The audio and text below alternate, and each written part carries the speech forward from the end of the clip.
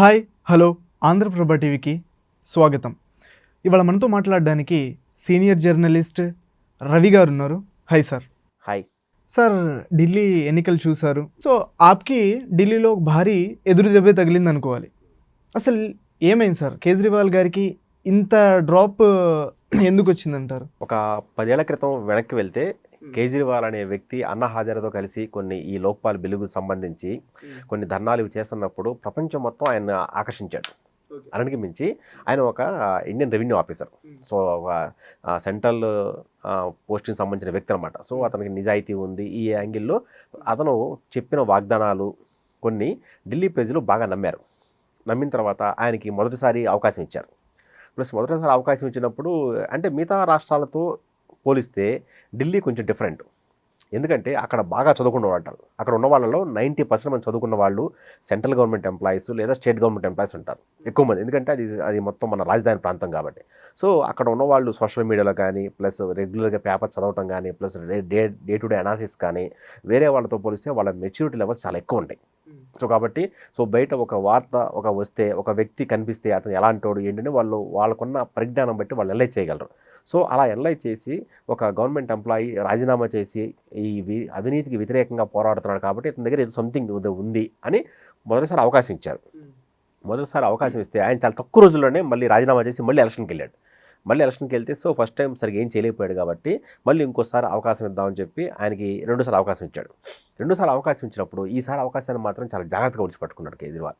అంటే ఆయన చీపురు గుర్తులాగే చాలా వరకు అవినీతిని మొత్తం తుడిచేశాడు. ప్లస్ స్కూల్ ఎడ్యుకేషన్ ఒకటి బాగా డెవలప్ చేశాడు. ప్లస్ హాస్పిటల్స్ కానీ క్లినిక్ సెంటర్లు కానీ ప్లస్ రెగ్యులర్గా ఉండే ఈ మామూలుగా రోడ్లు కానీ ట్రాఫిక్ కానీ ప్లస్ ఇవన్నీ బాగా కంట్రోల్ చేశాడు. సో దాంతో ఆ ఢిల్లీ వర్గాల్లో ఆయనకు మంచి పేరు వచ్చింది.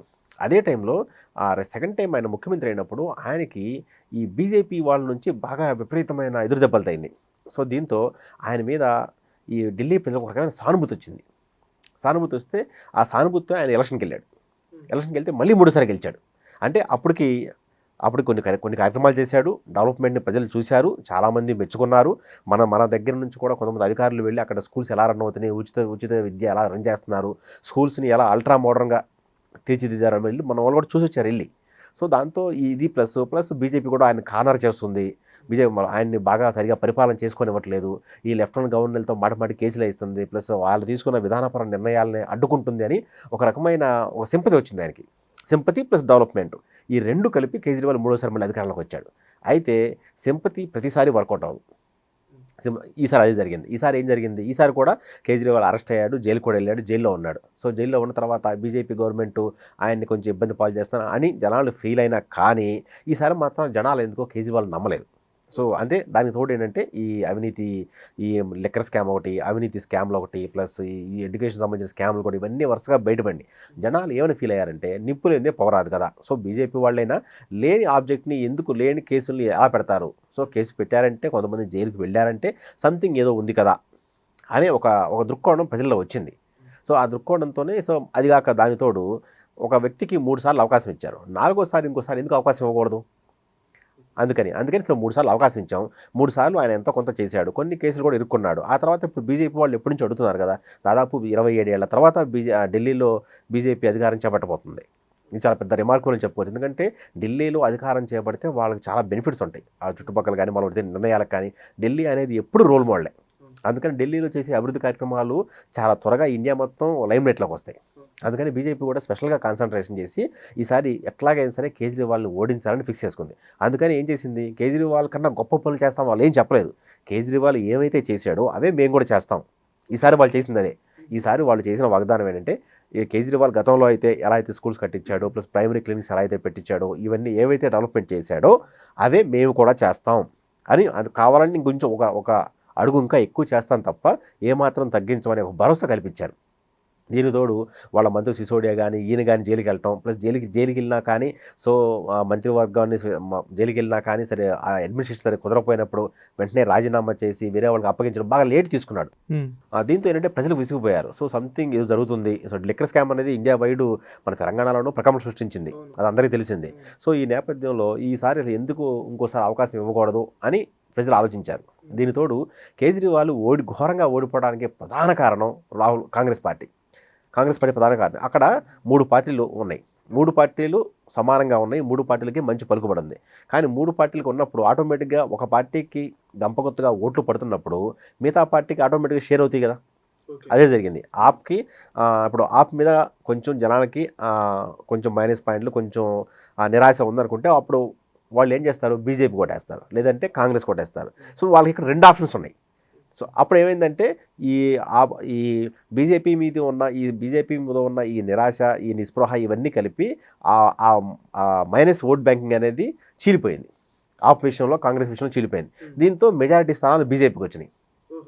అట్లా వచ్చినాయి అలా. అందుకని కేజ్రీవాల్ ఓడిపోయాడు. మామూలుగా అయితే లెక్క ప్రకారం ఇప్పుడు కేజ్రీవాల్ ప్లస్ కాంగ్రెస్ వాళ్ళు ఇద్దరు కలిసి సంయుక్తంగా పోటీ చేస్తుంటే ఖచ్చితంగా వాళ్ళ పార్టీ అధికారంలో వచ్చేది. కానీ వాళ్ళిద్దరి వల్ల, కేవలం రాహుల్ గాంధీ కేజ్రీవాల్ ఈగోల వల్ల ఇప్పుడు ఆ పార్టీ ఇప్పుడు ఓడిపోయే పరిస్థితి వచ్చింది. కేవలం బీజేపీ గెలవడానికి కారణం ఏంటంటే బీజేపీ వాళ్ళు కూడా చాలా అద్భుతమైన పథకాలు ఇస్తామని, అవి చేస్తామని చెప్పలేదు, ఏం చెప్పలేదు. వాళ్ళు అన్ని అవి చేసినవి మేము అవి కంటిన్యూ చేస్తాము, అంతకన్నా కొంచెం ఎక్కువ చేస్తాం తప్ప మేము ఏమాత్రం తగ్గించమని చెప్పారు. దీనితోడు ఈ డెవలప్మెంట్ హామీలు ఇచ్చారు. ప్లస్ మోడీ 3 సార్లు గెలుచున్నాడు అప్పటికే.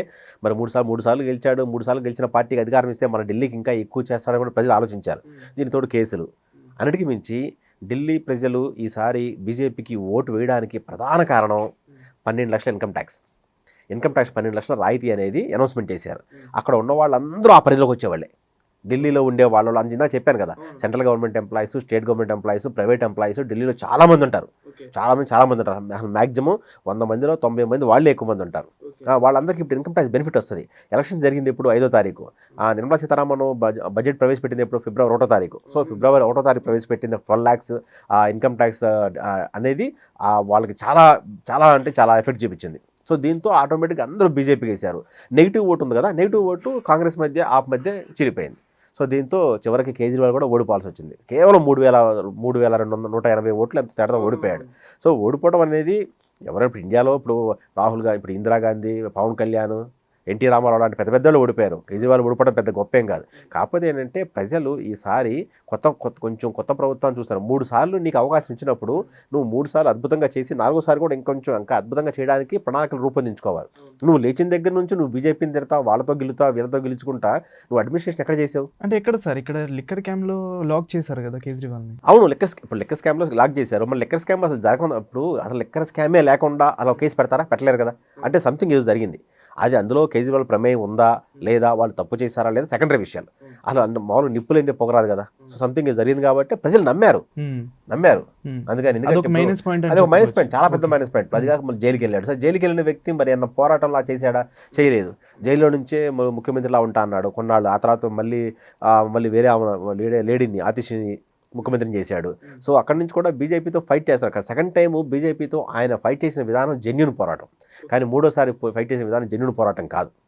సో అవినీతి ఆరోపణలు వచ్చినాయి, ఇవన్నీ జరిగినాయి. వీటన్నిటిని ప్రజలు గమనిస్తున్నారు.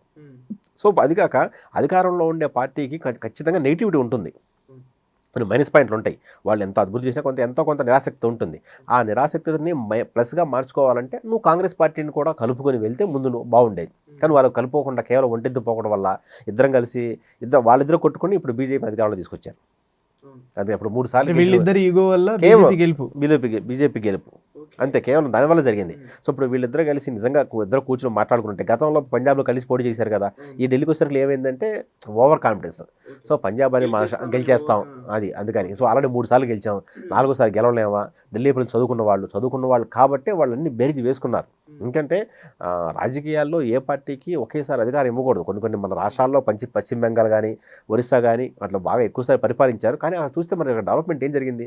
సో ప్రజలు ఎప్పుడు మంచి ప్రభుత్వానికి ఒకసారి వాళ్ళకి, ఒకసారి వీళ్ళకి అవకాశం ఇవ్వాలి. సరే ఈ విషయంలో 2 సార్లు వాళ్ళకి అవకాశం ఇచ్చారు, 3వసారి కూడా ఇచ్చారు. అయినా కూడా దాన్ని ఫుల్ఫిల్ చేయలేకపోయారు.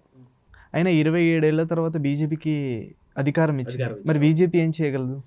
ఇప్పుడు బీజేపీ చేయగలదు, ఖచ్చితంగా చేయాలి. ఎందుకంటే ఇప్పుడు న్యూఢిల్లీ లాంటి ప్లేస్ని మళ్ళీ వాళ్ళు మిస్ అవ్వకుండా ఉండాలంటే ఖచ్చితంగా డెవలప్మెంట్ చేసి ఇప్పించాలి. ఫస్ట్ న్యూఢిల్లీ కన్నా పెద్ద ప్రాబ్లం పొల్యూషన్. ఆ పొల్యూషన్కి శాశ్వత పరిష్కారం చూపించగలిగితే బీజేపీకి రాబోయే రోజులు తిరిగి ఉండదు. అదిగాక ఇప్పుడు ఆల్రెడీ అక్కడ గవర్నమెంట్ ఇప్పుడు బీజేపీ ఫామ్ చేస్తుంది, ఆల్రెడీ సెంట్రల్లో మోడీ ఉన్నాడు. సో కాబట్టి ఢిల్లీకి కావాల్సిన చుట్టుపక్కల వనరులు ఇవన్నీ సెంట్రల్ గవర్నమెంట్ నుంచి వాళ్ళకి ఇప్పుడు ఈజీగా వచ్చేస్తాయి. ఇంతకుముందు కేజ్రీవాల్ ప్రభుత్వం ఉన్నప్పుడు రాలేదు పెద్దగా, అన్ని అడ్డంకులే కదా. సో వాళ్ళకి వీళ్ళకి గొడవల వల్ల ఇప్పుడు ఈ రెండు ప్రాంతాల్లోనూ రెండు చోట్ల బీజేపీ ప్రభుత్వం ఉన్నప్పుడు వాళ్ళకి ఈ ఫండ్స్ కానీ ప్లస్ డెవలప్మెంట్ కార్యక్రమాలు కానీ చాలా ఫాస్ట్గా అవుతాయి. అవన్నీ వాళ్ళు ప్రజలు విట్నెస్ చేస్తారు ఇప్పుడు. సో కాబట్టి ఈ కార్యక్రమాలు, ఈ పొల్యూషన్ని ప్లస్ అభివృద్ధి కార్యక్రమాలు ఇవన్నీ కంటిన్యూ చేసి రాబోయే రోజుల్లో ఈ న్యూఢిల్లీని మిగతా రాష్ట్రాలు అన్నిటితో పోలిస్తే కొంచెం రోల్ మోడల్గా అన్నిటికంటే బెటర్గా తీర్చిదిద్దగలిగితే ఖచ్చితంగా మళ్ళీ బీజేపీ అధికారంలోకి వస్తుంది. ఇప్పుడైతే మాత్రం అది మోడీ ఎఫెక్ట్ అవ్వనండి, అమిత్ షా ఎఫెక్ట్ అవ్వనండి, వాళ్ళ ప్లానింగ్ అవ్వనండి. నాకు తెలిసి పెద్దగా అద్భుతమైన ప్లానింగ్ అంటే గతం వేరే రాష్ట్రాలతో పోలిస్తే అద్భుతమైన ప్లానింగ్ ఏం చేయాల. ఇంకా చెప్పాలంటే అసలు వాళ్ళకి లాస్ట్ మినిట్లో డౌట్ కూడా వచ్చింది, మేము గెలుస్తామా లేదా అని. అందుకే నన్ను గమనించారా, నిన్న జరిగింది ఆపు వాళ్ళ కొంచెం గెలుస్తారని ఎమ్మెల్యేల మీద ఏసీబీ దాడులు వాళ్ళని వాళ్ళతో కొంచెం బెదిరించడం మొత్తం జరిగినాయి. అప్పటికి డౌట్ ఉంది, ఎందుకంటే కొన్ని చోట్ల ఎగ్జిట్ పోల్ ఫలితాలు ఆపు కూడా అనుకూలంగా వచ్చినాయి. దీంతో మళ్ళీ ఆపు వస్తుందని భయపడ్డారు వాళ్ళు. కానీ కట్ చేస్తే ప్రజలు మాత్రం మ్యాండేట్ తీర్పిచ్చారు, బీజేపీకి అధికారం పట్టగట్టారు. సో ఈ అహంభావం వల్ల, కేవలం ఇగో వల్ల, అంటే 3 సార్లు గెలిచిన వ్యక్తికి 4వ సారి కూడా గెలుస్తా అనుకోవడం కరెక్ట్ కాదు. ఇది ప్రజాస్వామ్యంలో రాజకీయాల్లో ఏ క్షణంలో ఏమైనా జరగచ్చు. అంటే ప్రజలు కూడా చూస్తారు కదా, నువ్వు నీకు 3 సార్లు అవకాశం ఇచ్చారు, 4వ సారి కూడా నీకు అవకాశం ఇవ్వాలంటే నువ్వు ఏ రేంజ్లో పనిచేసి ఉండాలి. ఎందుకంటే ఇప్పుడు 4వ సారి అవకాశం ఇచ్చినా మళ్ళీ ఏదో కేసులో లోపలేస్తారని అది కూడా ఆ ఫీలింగ్ ఉంటుంది కదా, ఆ ఫీలింగ్ కూడా ఉంటుంది. మళ్ళీ ఇప్పుడు ఆల్రెడీ కేసులో ఉన్న ఆ కేసు ఎప్పుడు ప్రూవ్ అవ్వాలి, నువ్వు ఎప్పుడు బయటికి రావాలి, ఎన్ని ఎప్పుడు జరగాలి, అభివృద్ధి జరగాలి. ప్రజలు చూసేది అభివృద్ధే కదా, అభివృద్ధి జరుగుతుందా లేదా, మన ప్రాంతం బాగుందా లేదా. ఇప్పుడు పొల్యూషన్తో ఉక్కిరి బిక్కిరి అయిపోతుంది. ఆ పొల్యూషన్ పోవాలంటే సెంట్రల్ గవర్నమెంట్ రంగంలో దిగాలి. ఇప్పుడు వీళ్ళకి వాళ్ళు కొట్టుకుంటా కూర్చుంటే వాళ్ళు ఎప్పుడు డెవలప్ అవుద్ది. అందుకే బీజేపీ, అందుకే ఢిల్లీ ప్రజలు ఆలోచించి 3 సార్లు అవకాశం ఇచ్చాం, ఒకసారి వీళ్ళకి కూడా ఇద్దాం. ఇప్పుడు ఆప్ కంటే ముందు అక్కడ కాంగ్రెస్ గవర్నమెంటే ఉంది. అప్పుడు మరి ఒకసారి వీళ్ళకి కూడా ఇద్దాం, చూద్దాం ఏం చేస్తారు. ఇప్పుడు చాలా రాష్ట్రాలు చెప్తున్నట్టుగా ఉత్తరప్రదేశ్ కానీ చాలా రాష్ట్రాల్లో చాలా చోట్ల బీజేపీ వల్ల అక్కడ ప్రభుత్వాలు ఏర్పాటు చేయడం వల్ల డెవలప్మెంట్ జరిగింది అంటున్నారు కదా, అదేదో మనం కూడా విట్నెస్ చేద్దాం.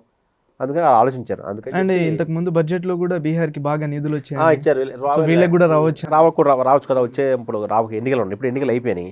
సో ఇప్పుడు వాళ్ళు ఉన్న పరిస్థితుల్లో వాళ్ళు డెవలప్ చేయడం పెద్ద కష్టమేం కాదు బీజేపీ ప్రభుత్వానికి. సో అక్కడ ఉన్న వనరులు అవన్నీ ఉపయోగించుకుంటా ఎక్కువ ఫండ్స్ ఇచ్చుకుని ముందు మెయిన్గా ఢిల్లీకి ఉన్న ప్రాబ్లం పెద్దది పొల్యూషన్ ఒకటి, వాటర్ ప్రాబ్లం ఒకటి. ఆ పొల్యూటెడ్ వాటర్ ప్రాబ్లం ఉంది. ఆ రెండు క్లియర్ చేసుకోగలిగితే ఢిల్లీని సేఫ్గా ఉంటుంది. అవును, ఇదే కేజ్రీవాల్ కూడా వాటర్ ప్రాబ్లంలో ఫెయిల్ అయ్యారని చెప్తున్నారు. అవును, ఫెయిల్ అయ్యారు. దానికి ఆయన చెప్పే కారణం ఏంటి, నాకు వాళ్ళు సరిగ్గా సపోర్ట్ చేయలేదు, ఫండ్స్ ఇవ్వట్లేదు అంటారు.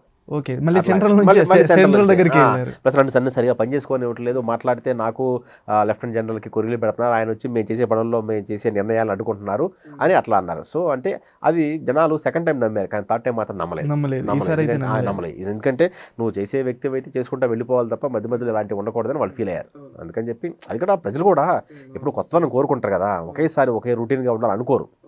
అలా కొత్తదనం కోరుకున్నారు కాబట్టి 2 సార్లు అధికారం ఇచ్చిన బీఆర్ఎస్ని ఇక్కడ ఓడించి కాంగ్రెస్కి పట్టం ఇచ్చారు. మళ్ళీ ఎన్నికలు వస్తే మళ్ళీ బీఆర్ఎస్కి ఇవ్వచ్చేమో చెప్పలేము. ఎందుకంటే మార్పు అనేది సహజం, ఎక్కడైనా సహజం. అది అద్భుతంగా పరిపాలన చేసినా చేయకపోయినా ఖచ్చితంగా మార్పు ప్రజలు కోరుకుంటారు. అయితే ఆ మార్పును కూడా కాదనేంత డెవలప్మెంట్ మనం చూపించగలిగితే అప్పుడు జనాలు మళ్ళీ మనకు ఓటేస్తారు.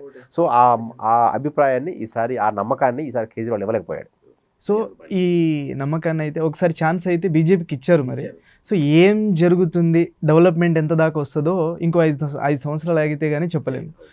సో ఓకే సార్, చూద్దాం సార్, ఈ ఢిల్లీ తాత మారబోతుందా, మళ్ళీ ఆప్ చేసినట్టే బీజేపీ కూడా చేస్తుందా, సో చూద్దాం సార్. సో ఇలాంటి మంచి విషయాన్ని మాతో షేర్ చేసుకున్నందుకు thank you sir. Thank you.